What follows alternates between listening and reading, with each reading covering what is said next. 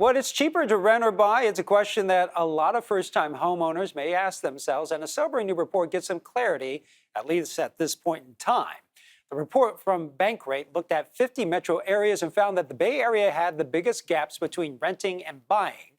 In the areas of San Francisco, Oakland, and Berkeley, renters pay about $3,500 a month. Compared that to the average mortgage payment of more than $8,500.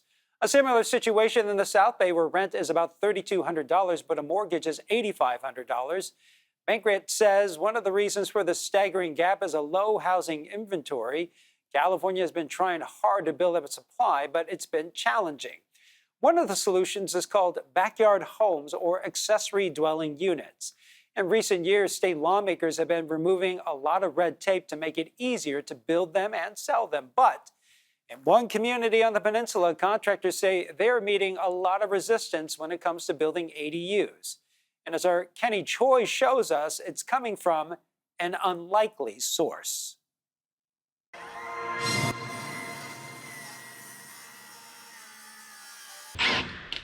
Building accessory dwelling units is becoming a steady source of income for general contractors like Tim Pond.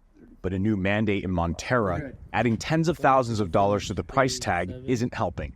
By the time they're, I inform them of the costs up front, and people are often reluctant to even start the process. The Montara Water and Sanitary District now requires builders to install new water lines and meters for all ADUs, rather than connect them to the existing lines on a property. It's just frustrating to me, especially since a lot of people are in need for these units, to have to tell them that they need to pay this amount of money and do this amount of unnecessary work. Since policymakers established in 2016 a statewide set of rules for legalizing accessory dwelling units, the number of ADUs permitted each year in California increased by more than 15,000% between 2016 and 2022, resulting in nearly 85,000 ADUs permitted. Starting last year, Montara residents trying to build ADUs have had to pull additional permits and pay other engineering fees in the thousands. They want us to dig into the street, to the middle of the street, and install a pipe which roughly supplies 10 times the amount of water that we need for the ADU, install a new water main, and a new meter. Pond says no other jurisdiction in the Bay Area requires this additional setup that is tacking on $15,000 to $20,000 to the cost of constructing an ADU.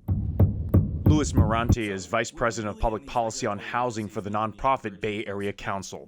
There are just so many agencies in California that don't see solving the housing crisis as part of their mandate, who are actively making it worse. And this is a good example of one of those situations. The Montara Water and Sanitary District declined multiple on-camera interview requests to explain why the new water line and meter rules were put into place. This is currently uncommon, I think, in the Bay Area, but it's a trend that I'm seeing, and it's a trend that concerns me.